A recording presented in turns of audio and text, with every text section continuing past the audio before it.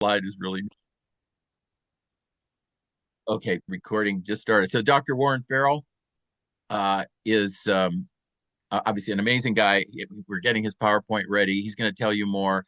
He is author of The Boy Crisis, number of other books. This is going to be on the boy crisis and the fatherhood advantage. And he's going to speak. We're going to do the PowerPoint, and then we're going to open for questions. So as you have questions, go ahead and put them in the chat, and I will facilitate that and kind of interview him after that and do questions. Okay. So, Warren, you can see the slideshow. Is I that right? can, yes. Okay, great. Dr. Warren Farrell. All right. First, I really want to thank you, Michael, for all the work that you and Paul and Bonnie Ellinger and the late Gail Reed Gurian and also Fletch have done to make this possible. And you and I have worked on this for a while, so I'm really appreciative of all the emotional and loving, caring input you've put to making this happen. So I know everybody on the call is similarly appreciative. We'll start here. If you go to, and I'm going to be, since the slides are being controlled, the PowerPoints are being controlled, I'll say the number. And the number is, so if we can go to PowerPoint number 2, and there you'll see what I call Gloria Steinem with this hippie. That's, believe it or not, me some years ago. And ironically, my focus on boys and men's issues really emanated from my focus on women's issues. I was on the board of the National Organization for Women in New York City for 3 years, and then one and the, now was planning to kick out men because they were interfering with the women's consciousness raising groups, which were groups that were designed to make women aware of what was happening to them that was making them feel oppressed. And so they felt the men were interfering with that. So their resolution was the debate was either kick men out or what. And they decided to ask me to form some men's groups to meet simultaneously with the women's groups to get the men out of the women's hair while the women were talking privately. And so I did. But then, and at the beginning, I started lecturing the men's groups as to, I was sort of the world's leading male feminist, if you will. And so I thought I had the priority to sort of give them all the feminist lessons. And these were all already men who were, coming to these meetings because they were male feminists. And one day I figured that maybe instead of just lecturing people and telling them what, the feminist ideology is, I would shut my mouth and listen. And it was when I started to shutting my mouth and listening that I really heard men's stories and men's hurts and men's pains. And as one man spoke up, other men felt freer and freer to speak up. And the repression that all of us have about our feelings in order to look good as a man slowly began to sort of whittle away. And then I made the big mistake for my career of integrating these experiences that the men had into my presentations around the world on women's issues. And I went from, like 4 or 5 referrals for per speech, down to 0 to 1 referrals per speech as I started to integrate men's perspectives into the women's perspectives that I was hired to speak on. And so that gave me a little bit of a warning of the danger that I might be facing in the next 45, 50 years. And so well, maybe we can go to slide 3.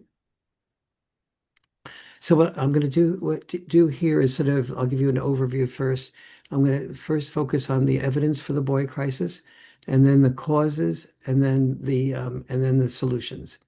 So the evidence that I discovered when I did this decade of research for the boy crisis book was, for example, suicide. So PowerPoint 4, please. When boys and girls are age 9, very few commit suicide. And when they do, it's about equal amounts. Between 10 and 14, boys are twice as likely to commit suicide. Between 15 and 19, 4 times as likely. And between 20 and 24, 5 times as likely, which gives you a sense of the trajectory of how learning to be a man and what that amounts to. 5, please. In the UK, for example, in 1 year, There are more deaths by suicide than in all the wars since 1945. Six, please. We have here a video. Yes. There has been a 700% increase in the prison population, which is 93% male, since 1972. Prisons, I found when I ran for governor of California, I spoke at a number of prisons, and I asked men, how many of you had an involved father? And about 5% raised their hand. And then to make sure that everybody was listening, I would do the reverse question, how many were sort of did not have an involved father? And about almost 90% raised their hand. A few of them probably weren't listening. And so that taught me a great deal. Let's go to seven. I began to see that that dad deprivation was a really important issue.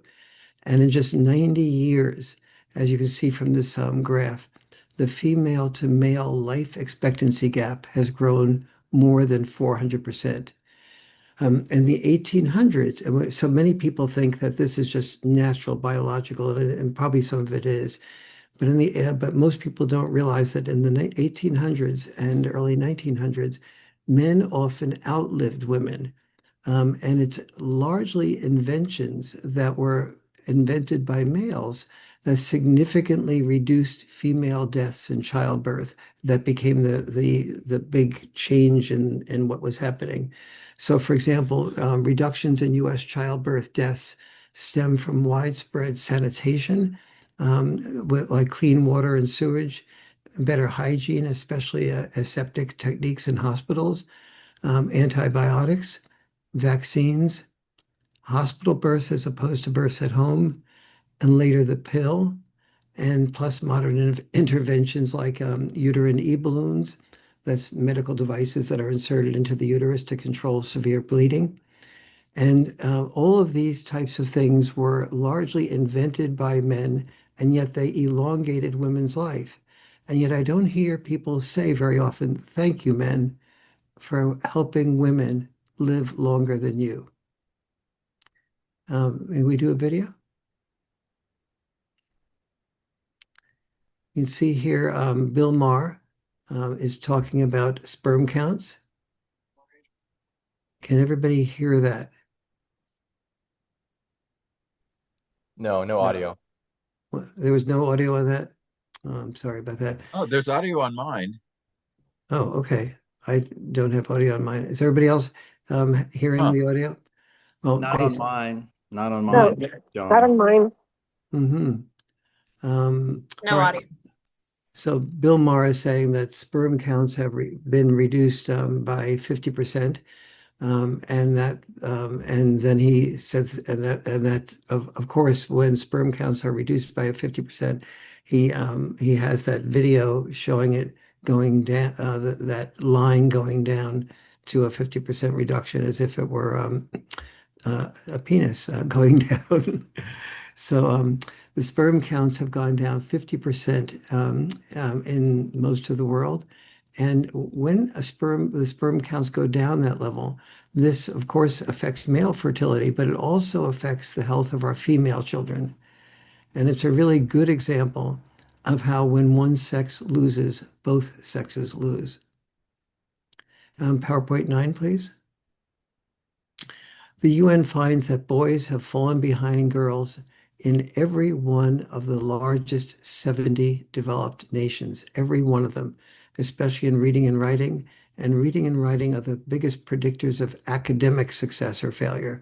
They're not the biggest predictors of life success or failure. That's postponed gratification, but academic success or failure. 10. By age 21, boys average 14,000 hours of gaming. It only takes about a third of that time to get a bachelor's degree. Of course, when girls do gaming, they usually have both feet on the floor. The 11, Um, this graph gives you a sense of the bachelor's degrees confirmed in the US by sex from 1969 to 2020. The men's percentage of bachelor's degrees declined from 57% to 42% in the last 50 years. Interestingly, when I interview guys who are in college, they often mention to me that finally some universities are introducing a certain amount of affirmative action for male admission. But they say that this comes from that when they talk to the deans and so on, they say that women are complaining that they don't want to go to schools where they have to compete with a large number of women for a small number of men for potential romantic partners. So the women are having the influence on universities to create affirmative action for men so they can have a greater amount of supply of men to not have to compete so much for. So it's very interesting to see how that is beginning to emanate. And most schools don't have that, but some universities do. 12, please. When there are fewer bachelor's degrees that men have, there are more bachelors. And the implication for the futures of families is that when women are ready to have children, female college graduates are not looking for male dropouts, or as many women say, just one more mouth to feed, or marrying down. And that creates a number of problems. So let's look at some of the causes. That's just some of the evidence. PowerPoint 13 and then PowerPoint 14. Basically, the boy crisis resides where dads do not reside. There are a lot of causes of the boy crisis, but more often than any other single cause, the boy crisis resides where dads do not reside. So so the big question is then why has the family fallen apart and dads fallen out? Um, Largely, the big evolution happened when in developed nations, not in less developed nations, and particularly in the middle and upper middle class, where people didn't have to focus so much on survival, they could focus on freedom. Now let's take a look at that in video PowerPoint 15. The children of divorce are often dad deprived, as we see in this video. If the family remained together, moms in middle class or above families had three options. 16, please. Here are mom's three options. 17, option one is work full time. Option two, 18, children full time. And option three, 19, some combination of both. I want to be now to 20. Of course, dads have three options too. 21, option one is work full time. Option two is work full time. And option three is work full time. And so let's look at 24. Single moms, each year, 41% of mothers in the United States have children without being married. I want to make two things clear here with the dad deprivation issue. First, few people work harder or are more overwhelmed than single moms. And second, many boys who are raised by single moms do well. So, for example, President Clinton, President Obama, Australia's Anthony Albanese, they all were dad deprived, but they all did obviously very well. However, among children, the distinction here is that among children who do poorly, for example, who are in prison, those who are commit suicide, those who have the problems that more than 55 of the challenges that I document in the Boy Crisis book, the majority of those who do poorly are dad deprived, but many dad deprived children nevertheless do well. Thanks to the hard work of moms. 25. So the question is, when I say dad deprived of what? And what the deprivation is of postponed gratification that I mentioned a minute ago, of empathy, of social skills, Dad-deprived children are often deprived of motivation and identity. What they're not deprived of, 26, is an increase in depression, suicide, and also an increase in addiction to alcohol, drugs, video games, and porn. 27. In brief, dad-deprived boys are boys who hurt. 28. And dad-deprived boys tend to be the ones that hurt us. They're the ones that commit crimes, that do drug dealings, that do bullying, that do mass shootings. I got a letter from somebody, an email from somebody a few years ago who said that when he read the Boy Crisis book, it was the first time he felt seen. And as a result of that, he withdrew from 8chan, which is a neo-fascist group that was a sponsor to many of the mass shooters. And he decided to drop his 52-page manifesto to do a mass shooting. And he had been raised by his mom, who was very anti-male. And then he got into huge fights with her, then was raised by his grandmother for a while, who was also anti-male. And he felt like a sort of just an evil person. And that's what led him to joining these neo-fascist groups that, made him feel like he was part of something. But they were the ones that were nurturing men to young men like him to do the mass shootings. And he said, as a result of he thanked me for basically saving his life and saving the life of a number of people that he was planning to kill because he wanted to do one of the biggest mass shootings so we'd have the most attention. Um, so the point of that is that boys who hurt us are often boys who hurt. And I'd like just to think about that for a moment. We see this enormous anger in boys who are hurt. And yet we also, if we look more clearly, we can realize that anger is vulnerability's mask. We often hear of the anger in the manosphere and among the incels and among MGTOW.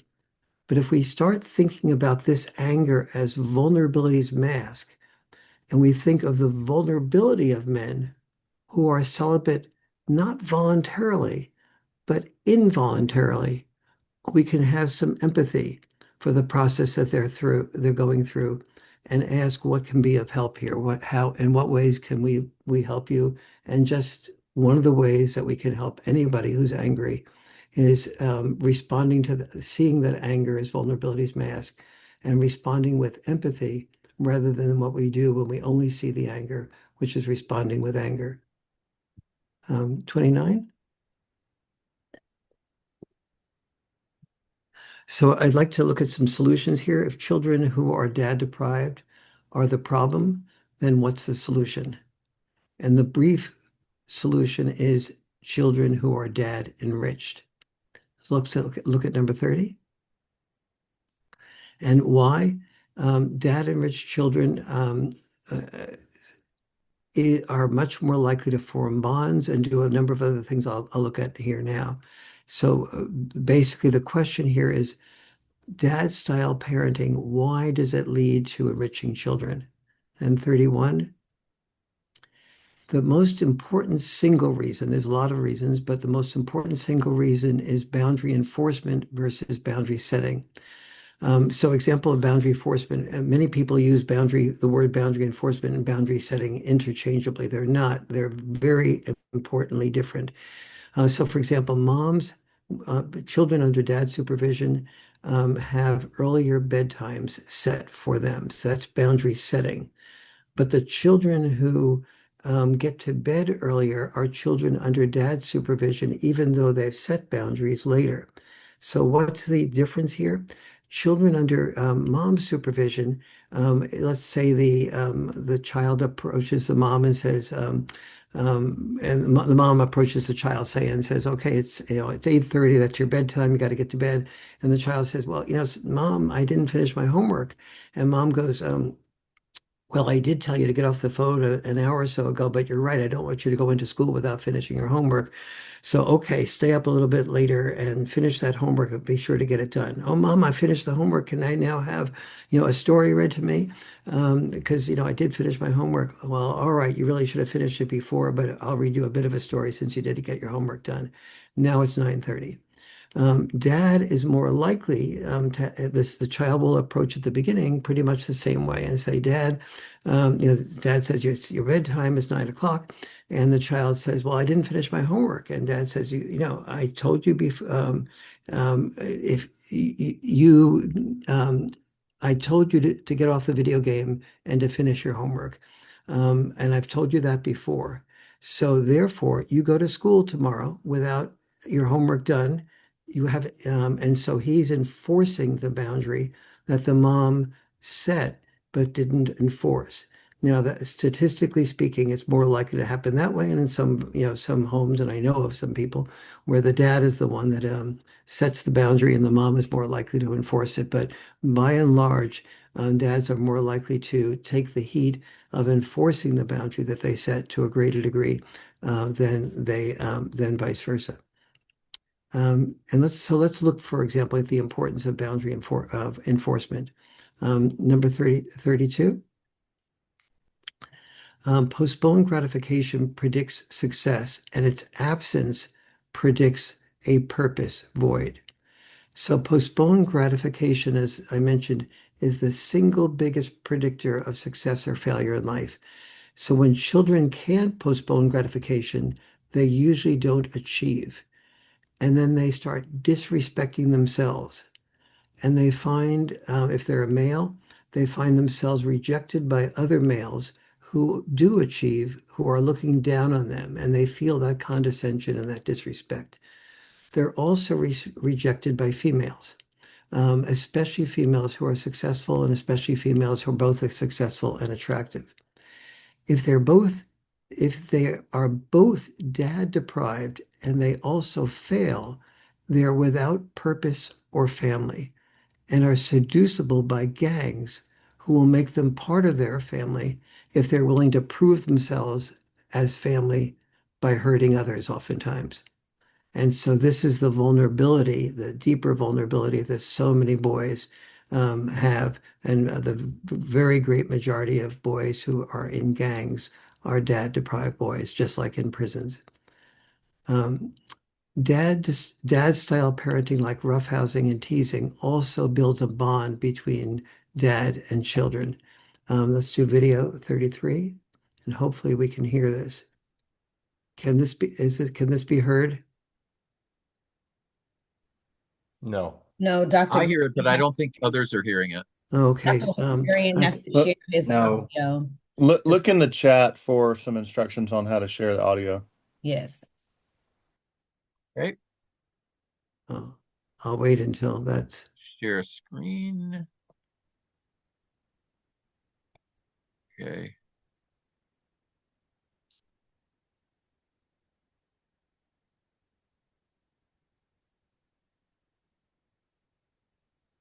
Screen is shared.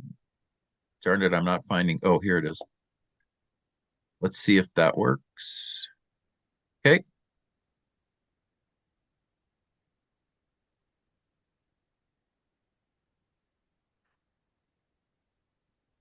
Yay or nay? No, I think you'd have to unshare first and then reshare. I'm not sure if that's what you did, but I didn't see the slides go down ever. Oh, I better Well, not. I better not risk okay. that. Well, I won't well, risk well, that. I'll sort of describe it a little bit. So Just this is a describe it. Yep. um, so this is teasing, and the teasing done this way. So the father is pretending to try to catch up to the car, and the child is just laughing uproariously that the dad is falling behind, and the child is driving the car, and dad keeps falling behind, and then dad eventually hops up on the top of the car, and the child is just roaring up uproariously. And so and this is done from real life. And so and this is very much dad style parenting, or a part of dad style parenting, creating the bond by doing the teasing that the child can see through, that creates laughter. But that's only one aspect of the bond building that often happens with dad-style parenting. And I'll look at some of the other things that happen here as well. 34. So roughhousing, boundary enforcement, and bond building, they often lead to empathy, postponed gratification, and social skills. For example, dad throws three kids on the couch and says, okay, we're gonna have a game here.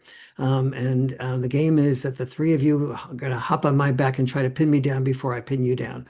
Now, the mom seeing this happen is like, going, I feel like I have just one more child to monitor here. And but she doesn't want to interfere, and she doesn't and spoil the kids' fun. They see that they're having the kids' fun, but she's just afraid that somebody sooner or later in this roughhousing is going to get hurt.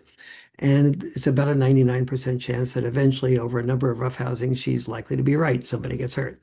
And so then she feels that dad, has caught on and sees that he shouldn't do the roughhousing because somebody's going to get hurt. But instead, the dad says, okay, if you do that again, let's say the brother hit the sister in the face with his elbow. And the father says, okay, if you do that again, roughhousing ends. And the kids do that again, and eventually the roughhousing ends. And so what the child learns these are some of the unconscious dynamics that go on there. That the roughhousing is a treat. And when dads say, if you do that again, if you hurt your brother or your sister again in the process of roughhousing, you will lose that treat of the roughhousing. So it's like with a dog, you give you promise the dog a treat, and the dog will behave in a way that you want the dog to behave, and then the dog gets the treat. Well, the roughhousing is that treat, and kids obey because they want the treat, just like the doggy obeys because he wants the treat. But what happens in that process is the child begins to learn that it's required to think of the brother and sister's needs, not to have that elbow put in his or her face. Otherwise, it loses the treat. So the brother or the sister who's doing the roughhousing is required to think of somebody else's feelings besides its own in order to be able to get that treat of roughhousing. And so the data shows that children that roughhouse with dads are more likely to be empathetic than children who do not roughhouse. And then obviously mothers can do this too. And the data would include some percentage of mothers in the sampling. But it's just more likely to be done, roughhousing is, by dads. It also, I mentioned about postponed gratification. The immediate gratification is to push the sister or brother aside and be therefore aggressive. But now, as a result of the treat being associated with not being aggressive, the child is learning how to win, but win within the framework of being assertive and not being aggressive. Because if they are aggressive, they lose the two big prizes, the roughhousing treat, and they lose the dad-child bond. Dad will stop roughhousing with them. As a result of learning how to be assertive, they're also learning social skills, the social skills of assertiveness, of empathy, and they end up being respected more by their peers, and that leads to better social skills. They develop more friends, which is obviously by itself a social skill. They're less isolated, they're less lonely, and they're less likely to be depressed. And these are just some of the results more likely to occur as a result of dad-enriched children. I think I mentioned that I have more than 50 of those outcomes in the Boy Crisis book. So PowerPoint number 35, please. So dad-enriched boys are more likely to be warmer, more mature, more empathetic, more independent, and have higher self-esteem. So how do we implement dad enrichment? Number 4. If there is divorce, I've found in my research that there's 4 must-dos that can allow children to have almost as good or as good a life as after, if there's children live in families that there isn't a divorce. Number one is that the children have about an equal amount of time with mom and dad after divorce. Number two is that the parents live a maximum of 20 minutes drive time from each other. So the children don't have to give up, say, their soccer game or their best friend's birthday party in order to go to the other parent's home. They can easily be taken from one parent to stay a little bit longer, be picked up with less effort. That there's no bad mouthing. So children must not be able to detect bad mouthing from the mother about the father or the father about the mother, or even body language that indicates that when you bring up a good time that you had at dad's house or at mom's house, that the subject gets changed and you get ignored. Number four, that there's a couples communication, not just an emergency situation. That is, the parents after divorce go to a couples counselor, and they do after divorce. They have, and that couples counselor not just be with them in times of emergency, because in times of emergency, people usually are arguing in a short period of time from their own perspective, but are able to hear the other parent's perspective over a long period of time when there's not such an emergency situation. And so let's look at 37.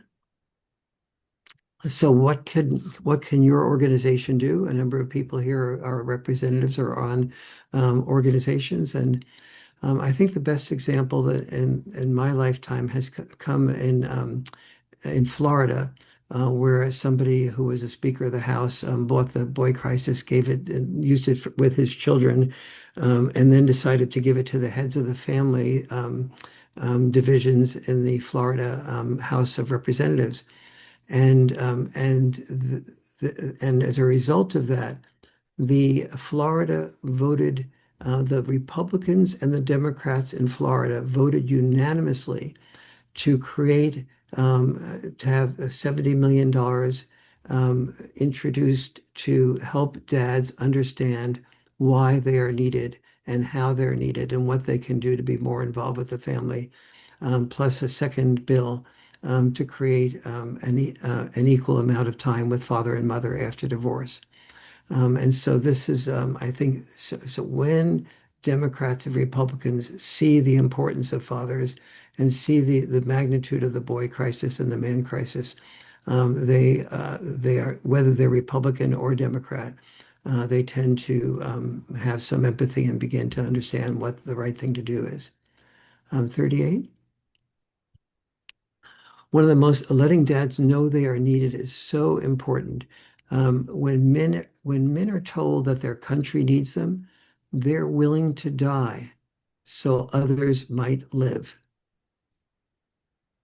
Today, we need fewer men to kill and be killed, and more men to love and be loved. Children need a dad's time more than they need a dad's dime.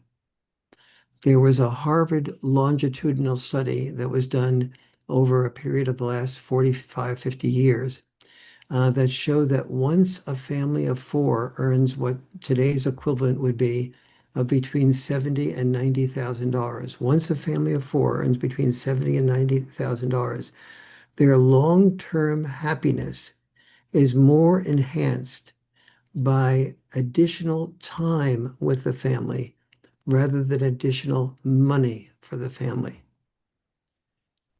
In essence, children and a family needs a dad's time more than a dad's dime. And then the question then becomes, do dads really want to give their time? Wouldn't they rather succeed? And so the Pew Research Center finally answered that question a few years ago. They asked men who were working, who already had full-time jobs, whether they would, who had children also, whether they would prefer to work full-time or be full-time with their children. And they expected about 5 or 10% of the men to say they would prefer to be with the children. But instead, 49% of the dads said they'd prefer to be with the children full-time rather than be working. However, that works as long as men simultaneously also know that they're needed.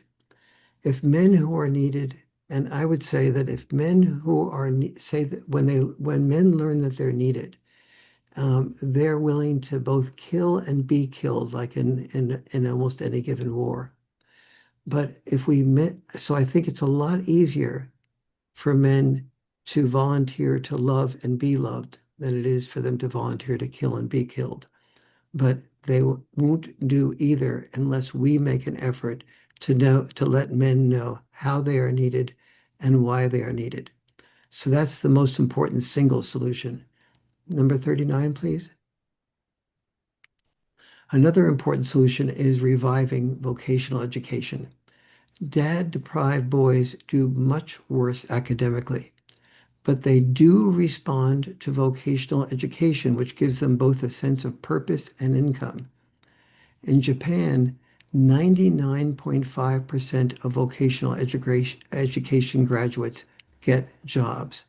That gives them a sense of purpose, a sense of income, and that leads them to being more proud of themselves, more eligible for marriage.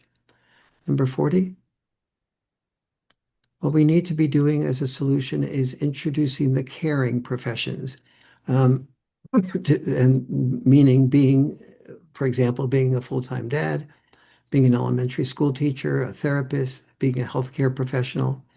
That picture that you're seeing is my grandson with his wonderful father. Grandson is Finley, and his wonderful dad is Hutch. Number 41. The communication skills are so important. The Achilles heel of humans is the inability to handle personal criticism without becoming defensive. When I teach a course called Role Mate to Soulmate, as in my book, I have some 23 communication skills, but the most important of those is people's inability to handle personal criticism without becoming defensive. And we need to, I think, encourage this training for our children as early as in elementary school to learn how to do this.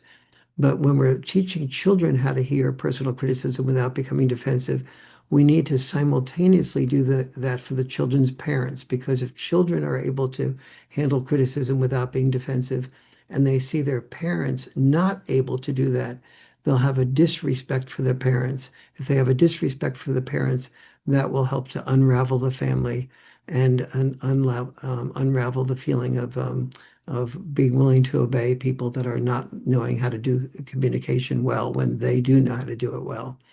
And so I think that this ability to handle personal criticism without becoming defensive is probably the most important single step in reviving both our family and our divided nation as well, where nobody can hear anybody else's perspective. Number 42. We need to be aware of checks and balance parenting. We can see here that as the mother sees it and the father sees it, it's very different. The father sees the child as being just thrown up a little bit. The mother sees it as being thrown up a lot, and the child experiences it as somewhere in between. But the important point to this slide is that that each parent feels criticized by the other parent's perspective on what it's doing. And therefore, it's so important for each parent to be able to hear the other person's perspective rather than interrupting it with what she or he thinks is right. And when both parents can do that, that's what I call checks and balance parenting, so that children can begin to have the best of both worlds and see both parents as hearing each other's perspective, even when they're different. 43, please. In conclusion, I feel we don't need a women's movement blaming men or a men's movement blaming women. We need what I would call a gender liberation movement, freeing both sexes from the rigid roles of the past toward more flexible roles for our future. For boys and men, that means redefining what power is. Real power is not being a human doing. It's being a human being. The Japanese have a word for this called karoshi, or death from overwork. And they have designed a game based on this concept. And the game is called Kuroshi. And the winner of the game commits suicide, not in real life, but in the game. In the process, and what's the purpose of the person who wins committing suicide? The lesson is that in the process of focusing so much on work as a source of self-esteem or on succeeding, or that is on what he is doing, he becomes a human doing and loses himself. That is, he loses himself as a human being. And what we as men have learned to do to feel esteem of others is so frequently doing things that then leads to respect as a human doing as we lose ourselves as a human being. And so that's the reason he quotes commits suicide as a human doing, as a human being. A man who joined one of my men's groups probably helped me understand this better than any other single person. He came up to a table that I was at and he said, you Warren Farrell? And I said, yes. And he said, I joined one of the men's groups that you formed and it changed my life. And I said, oh, well, tell me about it. And he said that the success of his business had led to his failure as a dad and his failure as a husband and led to a divorce and he got remarried and that he realized as he joined the men's group that the men confronted him on why he was so what he wanted to do now that his new wife was pregnant and they were going to have a boy. And the men's group said, well, why don't and they said, what would be your fantasy as to what you'd love to do? And he said, what I'd love to do is to quit my job for 5 years and just focus on raising my child. And the group encouraged me, he said, to ask my wife if she was okay with that. She said she was okay with that. And so he said, I still said I couldn't do it. And the group said, well, do you own your business or does your business own you? And he said, that changed my outlook on that. I realized that the business owned me. I said, well, so does that mean you're raising your son? And he said, yes, my son's almost 2. And I said, well, was raising your son, taking the time off work and doing that, was that a good decision? He said, no, Warren, it wasn't a good decision. It was the best decision of my life. He said, I never really knew about love until I raised my child and sort of really knew what love was about. Number 44, that man was John Lennon. I didn't know who he was because I didn't pay much attention to music. But when he told me what it was, um, I realized that the men redefining the meaning of power is our best gift, not only to ourselves, but also to our sons and to our daughters. We are all in the same family boat. When only one sex wins, both sexes lose. Thank you. Mm. Sorry, we only have a short amount of time for Thank, questions. that's right. I'm getting out so I can see the chat. Warren, thank you so much. You're just brilliant. Thank you so much. Thank you. Um, I'm going to look at some questions and we'll have time for one. So much info. I don't know if everyone can see. Starting my doctorate work. Any suggestions on research focus to move this work forward? I'm a retired educator who's starting a doctorate. How would you answer that, Warren? Say the question again, please. Someone who's retired as an educator now wants to go get a doctorate. What should his research focus be? I'm thinking that the best research focus you can do is to do work on helping families be able to hear personal criticism without becoming defensive. Begin to start studying how that can be implemented in families around the country. Um, and measure its effect. And I say that because when families can hear personal criticism without becoming defensive, that leads to better marriages, better role models, fewer divorces. When there are fewer divorces, there are more dads involved, and more dads involved in a very positive family. When there are more dads involved, there's much less likely to be a boy crisis. Yeah. Yeah. Um, a quick answer to a question: will these live presentations be available to view after the conference? Yes. Everything's on YouTube and on helpingboysthrive.org. Another question, um, Dr. Farrell, what advice would you give to everyone listening to counteract some of the systemic sexism against boys and men in our culture? Yeah, that's certainly what my last 40 years or so have been focused on. And it's in so many ways. Look first inside of yourself and say, what are my inherent talents? Am I good at organizing? Am I good at research? Am I good at speaking? Do I have courage? Because if you don't have, because fortunately, it's going to take a lot less courage now to speak up on boys and men, because for the first time in history, people are beginning to understand what's happening to boys and men, that we are in crisis. And so it's not as dangerous to do this now. When I first started doing this, I went from earning a huge amount of money every year to earning very close to nothing.